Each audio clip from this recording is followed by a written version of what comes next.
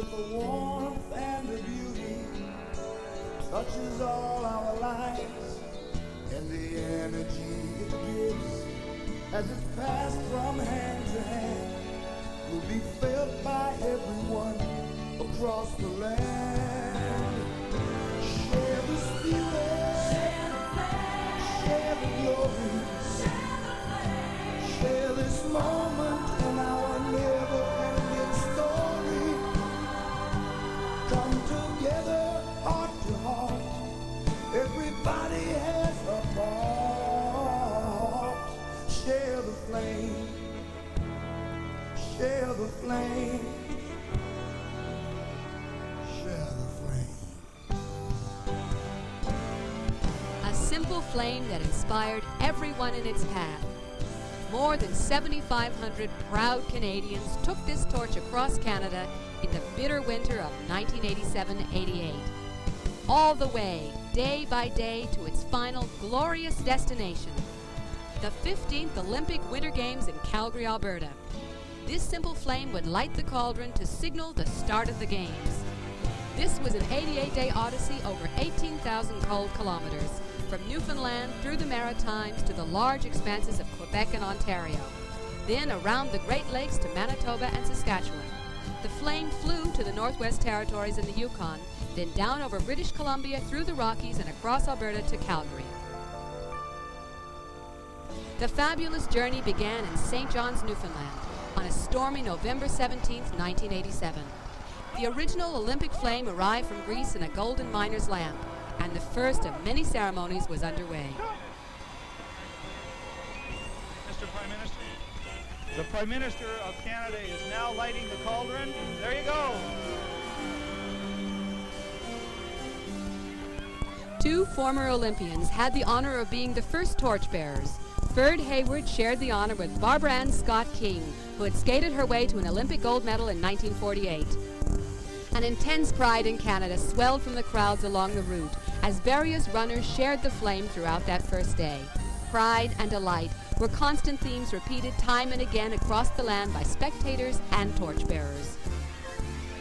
I was so proud to be a Canadian, and I was holding it, and I wanted to smile and just share it with everybody and say, look at folks, you know, we're Canadians and here we are. But in the pre-dawn darkness of day 2, there were no crowds as the 3-pound carved aluminum and maple torch was again lit from the sacred flame as it would be every morning. Terry Kelly, a songwriter, was thrilled to take part. Being blind didn't slow him down one bit. I guess the only way I can describe it is it was magical and a very special feeling deep down inside. I guess the fact of it being a historical event and me being part of it is just something that's very, very difficult to explain. But it's very overwhelming, and it's a great warmth that goes through your body. Little Danny Sobkovich was mentally handicapped. He had never spoken a word, but the light in his face said it all.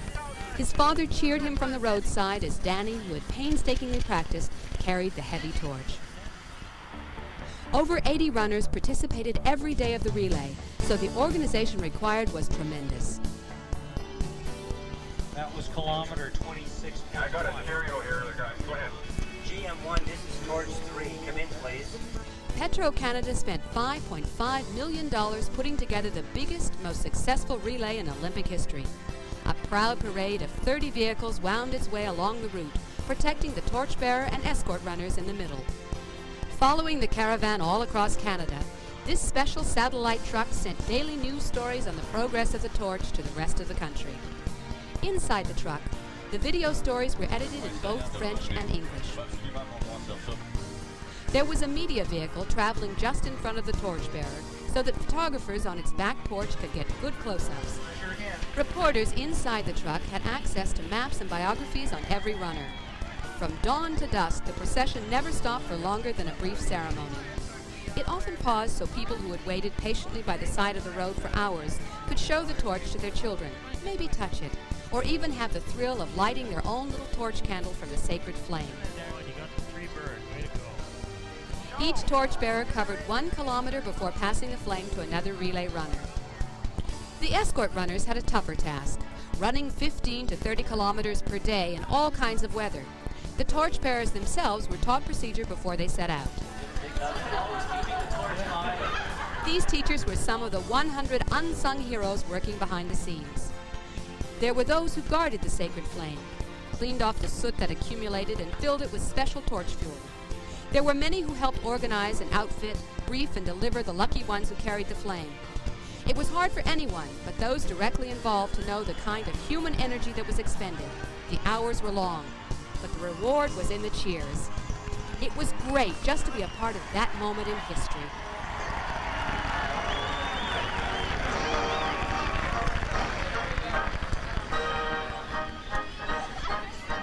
Sunny Nova Scotia greeted them warmly with flocks of children let out of school, cheering Ann Johnson as she showed them what she had carried for a kilometer. There were thousands of people here today, and I'm extremely pleased with that turnout. I think everybody's looking forward to the Olympics in February in Calgary, and we want to be part of it. We are part of it, and I think history was made here today. We're part of the Olympic Games, and we love it. And that's exactly how many torchbearers felt. I'm the one that's coming in the Olympic Stadium. Right now, that's how it feels. When the Olympics do open in 1988 in Calgary, I'll know that I had something to do with it. I'll never get to the Olympics as a participant, but I can say I carried the torch. Thank you. Thanks a lot. Bye-bye. Oh, that was fantastic. Dartmouth, Nova Scotia showed an outpouring of pride and patriotism, astonishing in its strength for normally reserved Canadians. Nearly 7 million applications had been sent into the lucky draw that Petro-Canada ran to choose the runners. An amazing feat when you consider Canada had a population of only 25 million at the time. Next morning, the torch proceeded across the bridge to Halifax for an equally warm welcome. Altogether, 90% of Canadians would have a chance to see and share the flame. Throughout the entire journey, the precision and hard work of the Corps workers paid off. The torch was always on time, always kept clean and safe, as a sacred flame should be treated. There were no incidents to mar the journey, a tribute to the throngs of well-behaved Canadians. There were also many lonely hours of running on country roads such as this one. Here in rural Nova Scotia, one of the runners was the coach of Canada's Olympic hockey team. Dave King was thrilled to take part in this first official Olympic event. How's my pace? Good. It's just amazing to watch this torch. It means that much to so many people. It's going to, I think, really bring the games home to a lot of people. And gee, I feel really lucky. I'm able to carry it, not just watch it. And boy, I'm really lucky.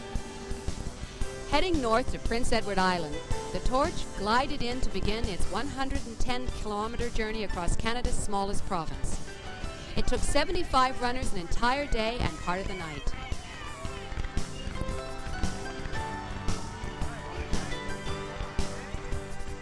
Winner Luke Ray was 6 years old. His mom helped fill out the application for the draw, but because of a slight spelling mistake, they'd given him a place to run here in PEI, a long way from Alberta where he lived. Hi, Luke.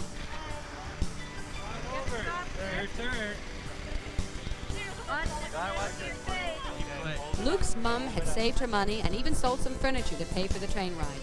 But then the whole town pitched in to fly the family here so they could enjoy Luke's moment in the limelight. I was thinking I was 10,000 feet up in space. There were also some unauthorized runners and unauthorized flames that just added to the fun. Sometimes all this sharing made the flame a bit late, but nobody ever seemed to mind waiting in the cold. In Moncton, New Brunswick, thousands huddled in the night waiting.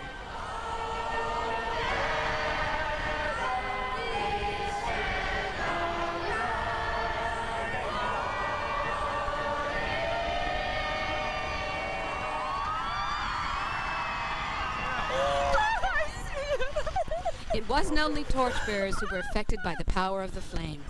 Relay workers, spectators, and even TV viewers far away were filled by a sense of magic and wonder. There was a feeling of commitment and national pride rarely felt before in this vast country. Oh my God! I can't believe it!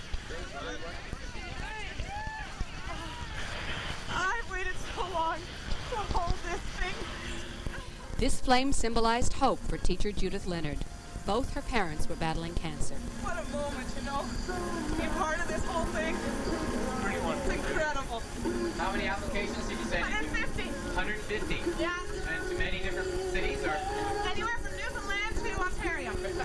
I just had to touch this. Hi, Mom. Hi, Dad. Joe, you're going to do it alone. Gonna run with us? No. He does it alone. It was beautiful. It was just beautiful. The power of the flame. It uplifted the spirit, and it also focused attention on physical fitness. The Olympic Torch Relay Legacy Fund was created by Petro-Canada to provide scholarships for athletes and coaches.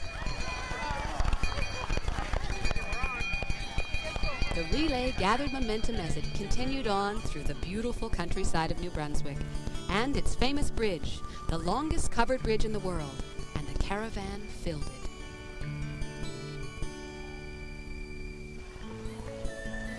One of the lucky runners was someone who had trained very hard with his dad for his special day. He was the youngest of all the 7,500 torchbearers, 4-year-old Bruno Levesque.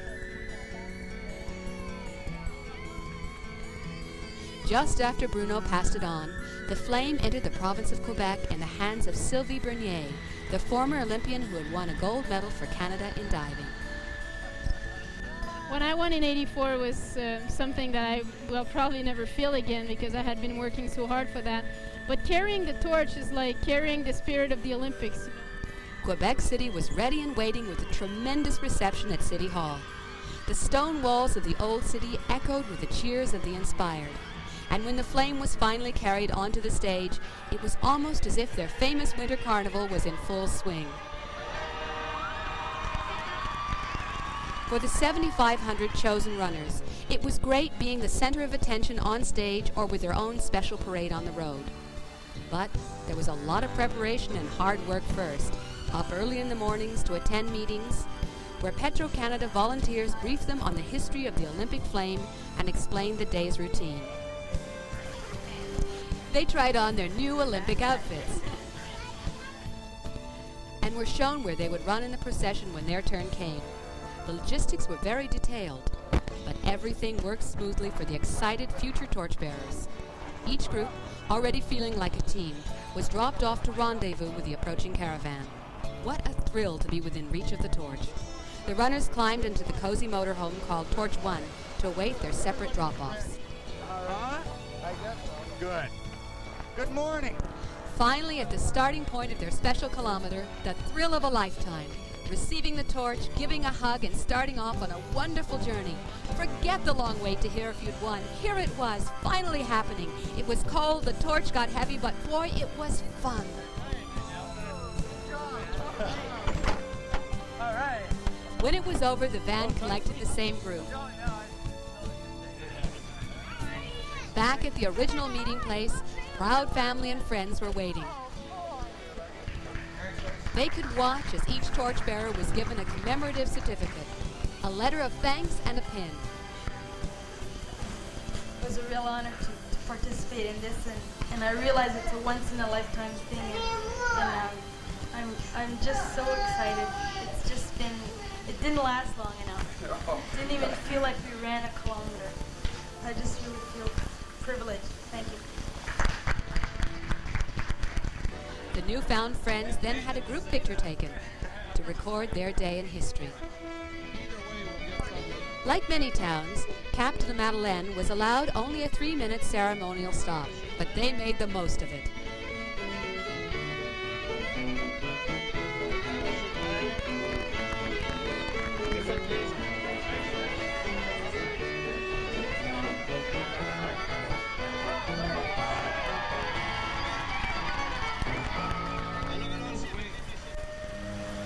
The caravan usually had an audience, from people running alongside in the country to huge crowds in the city. Like here in Montreal, site of the 1976 Summer Olympics, and next to feel the glow of the Olympic torch. It was a cold December, but the faces and hearts and souls were warmed by the flame. and the sense of fellowship.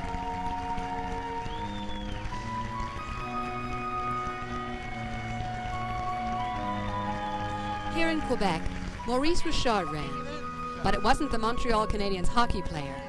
Athletes live their lives in the spotlight, but this Olympic relay gave ordinary Canadians a chance to experience it.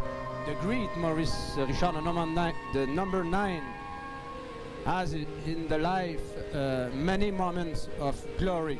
But me, Maurice Richard of Petit Matane, it's my journey, my day.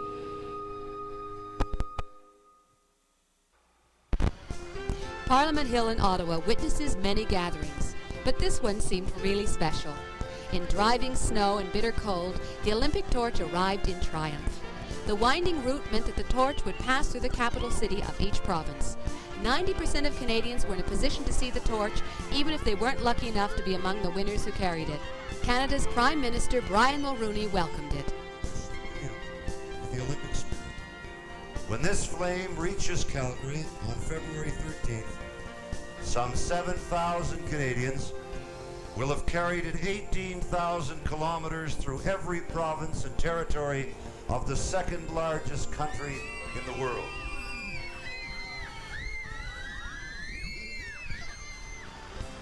On through the small towns of eastern Ontario, where shopkeepers, housewives, farmers and schoolchildren took time out to follow the flame.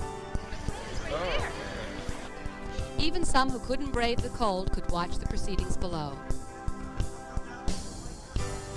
These moccasins belonged to a young native of the Tyendinaga Reserve. He carried the symbolic eagle feather to represent the land claims of the Lubicon Indians.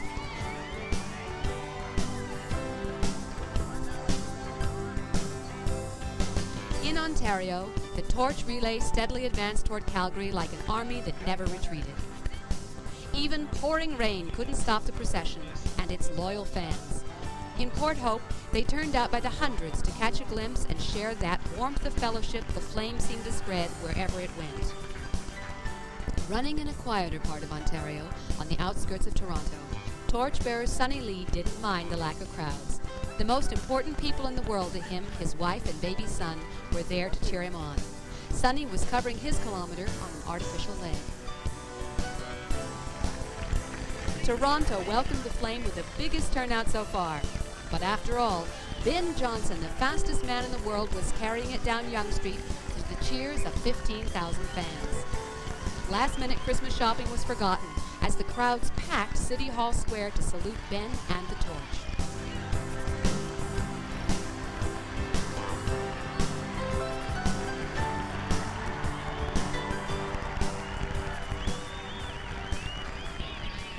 Christmas Day didn't stop the progress of the torch one bit. Support staff got into the act, and so did Santa himself.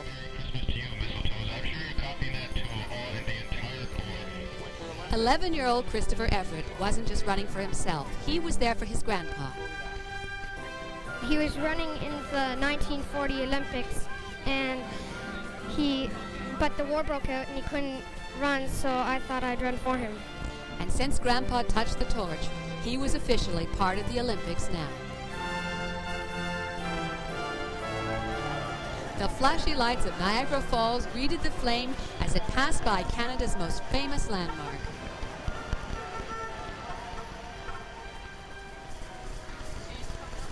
This one's for Calgary. New Year's Eve near Windsor, Ontario, felt the blast of winter, but that didn't stop them from celebrating.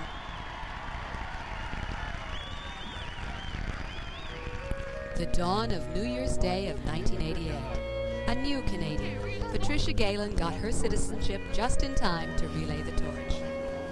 I just wanted to be Canadian to run in the relay, so that was a proud moment for me. 71-year-old Larry O'Connor had a pacemaker in his heart, but that didn't stop him. After all, he had represented Canada as a hurdler in the 36th Olympics. I never expected that I would ever participate in anything more again from the Olympics, but it was wonderful. Yeah. Another Olympian delighted to run was Lisa Savage-Arvey, who skied in the 1984 Winter Olympics but had been sidelined since a ski accident. For the first time, the torch would travel by snowmobile here in central Ontario. And this is the man who started it all. Father Maurice Ouimet, 75 years old. Years ago, he got his friend Joseph Bombardier to invent the snowmobile so he could reach his parishioners. These machines would help torchbearers cover vast expanses of northern Ontario, forest and mining country.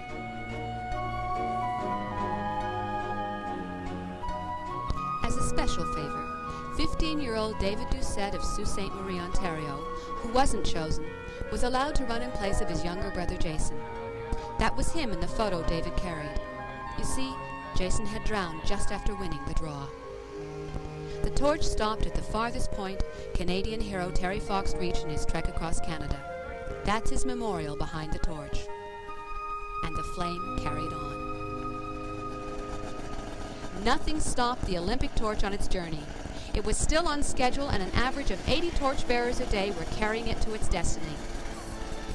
The relay caravan blazed through the bitter cold of the Prairie Province of Manitoba into the concrete canyons of capital city Winnipeg. The West really begins here, and Calgary seemed much closer. In front of the legislature, young Thomas Dobson and his escort runners shared the flame in a ceremony that once again brought out the cheers and the flags and the national anthem.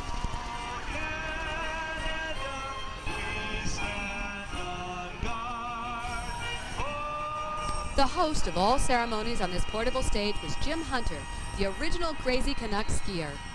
I am seeing Canadians do very uncharacteristically Canadian things, and what I see is Canadians saying, I can stand up and be proud, I'm a Canadian. I can be very, very proud of it, and I can stand up and say so. Proud to be Canadian.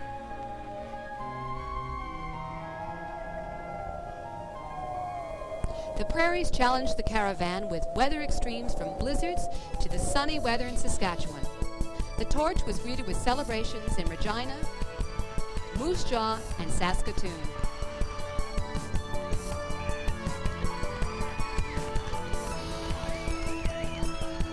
Almost every day, the organizers relied on some designated sports runners to keep them on schedule. These were local people who had passed tests of athletic ability. They each ran not just 1 kilometer, but 5 to 10. Just as much fun. I really hope that this comes back to Canada again, because I had something like children, grandchildren, whatever. I'd like them to share it too, because this is something so special. Once in a lifetime. You can never do this again.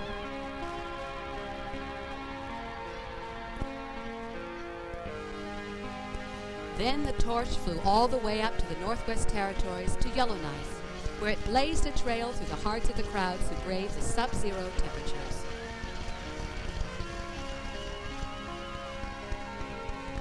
Another flight to the top of the Northwest Territories to Inuvik, way above the Arctic Circle. I see it! It's torch! Look at the frosty eyelashes on this torchbearer. It was cold up there. The dog sled driver was thrilled with his unusual cargo, but the dogs looked a little puzzled. It's quite an honor. You know, I'll never be able to do anything like this in my lifetime again, I'm sure of it, and I'm just glad I'm able to do it for the country. Torchbearer Janet Nicol had just gotten out of the hospital that morning to be there. Never, never, ever would I have missed it. I could never be that sick.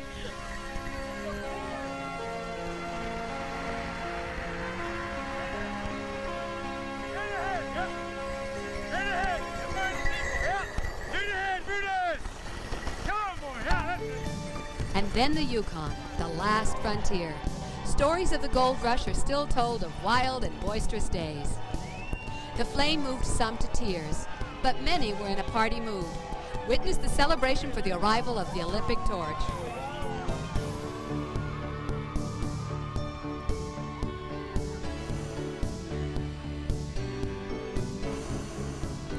Beautiful British Columbia seemed almost tropical after the Arctic. Joggers noticed Tringy Horn running the torch through Victoria. She was holding tulips to represent the liberation by Canada of her homeland, Holland. It's like going to heaven without dying. Congratulations. What am I going to do tomorrow, Alan? The torch took the ferry across to Vancouver. Here in the bustling city, work stopped as people took time out to share the flame. They watched Rick Hansen, who had recently wheeled all the way around the world, carry it in a special holder on the back of his chair. The trek to the Rockies began.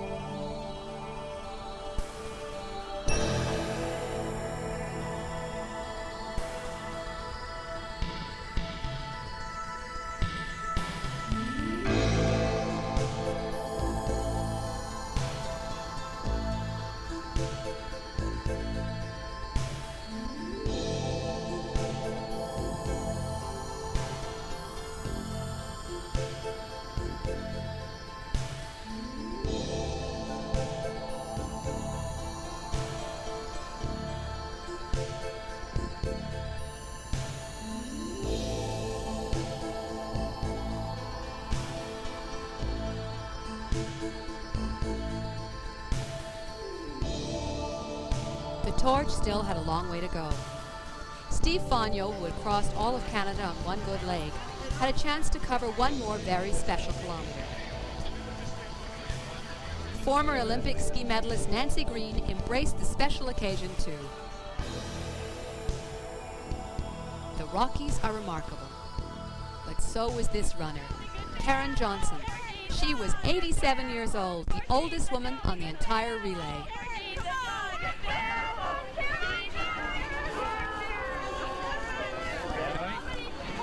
Karen. Oh, hello, Karen. How you doing, Karen? Finally, the long caravan reached Crow's Nest Pass, entrance to Alberta, home of the '88 Winter Olympics, and the home stretch for the relay. Sponsors and organizers at Petro-Canada were thrilled with the way things were going. It's been 15,000 kilometers so far and a few more to go. Good to be back in Alberta and close to Calgary, for sure. We wanted to do a real good job for the Olympics, for Canada, for Canadians, to share the flame, and the way it's turned out from our perspective, we're just ecstatic about it. The Pagan Nation of the Blackfoot tribe welcomed torchbearer Noreen Plain-Eagle at Brockett, Alberta.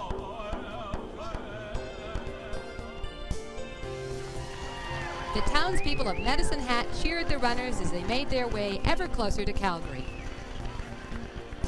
The legendary flame took a quick plane ride around northern Alberta to visit some isolated communities before continuing on in the south. Edmonton's crowds and Premier Don Getty waited with open arms. The Olympic torch to the province of Alberta, the city of Edmonton, and our legislature.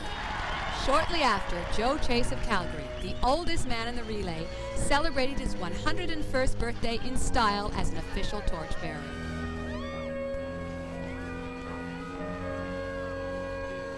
I think the most wonderful thing that's ever happened to me in my life. The flame that we... That is ignition. The last day, and what a day it was to remember. The arrival in Calgary was tumultuous. An estimated 250,000 people poured into the streets. Together, they created a sea of spectators which virtually eclipsed any reception the relay had received to that point. It was the biggest single display of enthusiasm and emotion. The scene was so powerful, the enthusiasm so amazing that at times it was almost overwhelming. The famous disabled athlete Carl Helsinger relayed the flame towards the stadium. At long last, after 3 cold months on the road, the torch was home at the 1988 Winter Olympics.